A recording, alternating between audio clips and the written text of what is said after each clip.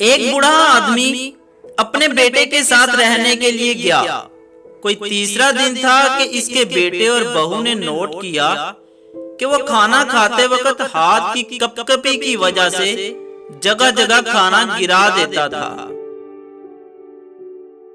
और एक दिन तो इसने हद कर दी कि इससे अचानक थोड़ी सी चाय भी डाइनिंग टेबल पर गिर गई। सारा दस्तरख्वान बेड़ा गर्क हो गया। चाय की प्याली नीचे फर्श पर गिरकर किर्च किर्च हो गई। बूढ़े को बहुत शर्मिंदगी हुई।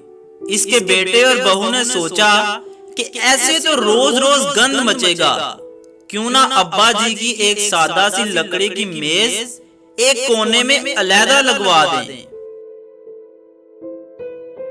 इनके लिए बर्तन भी अलहदा कर दिए। लकड़ी के प्याले और लकड़ी की प्लेट चम्मच अलहदा करके अब्बा जी को इनमें खाना पीना देने लगे। एक दिन मियां बीवी अपने बेटे के साथ बैठे थे। बीवी टीवी देख रही थी और शौहर अखबार पढ़ रहा था। इसकी नजर अपने 4 साला बेटे पर पड़ी।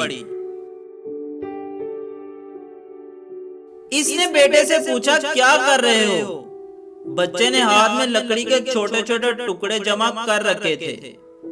हाथ खोल के अपने बाप को दिखाए और बोला कि आप और अम्मी जब बूढ़े हो जाएंगे तो मेरे पास रहेंगे ना। इस वक्त के लिए आप दोनों के लिए लकड़ी के बर्तन बना रहा हूं, क्योंकि आप दोनों अलहदा टेबल पर अकेले खाया करेंगे। बच्चे की बात सुनकर खामन दम खुद रह गया और बीवी की तरफ देखा,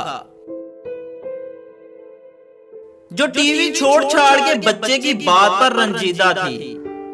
अगले दिन से दोनों मियां बीवी ने कोने वाला टेबल बाहर फेंक दिया और बच्चे के दादा जान भी बाकी सब के साथ खाना खाने लगे।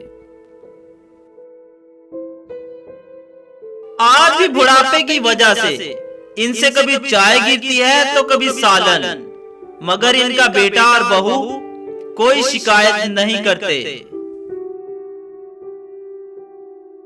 इंसान जो कुछ भी अपनी औलाद को सिखाता है, अपने अमाल की पादाश और अपनी तरबियत से सिखाता है। जो भी आज हम बोएंगे वही कल हमने काटना है।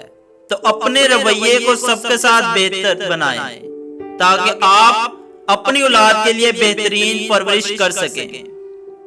अल्लाह हाफिज।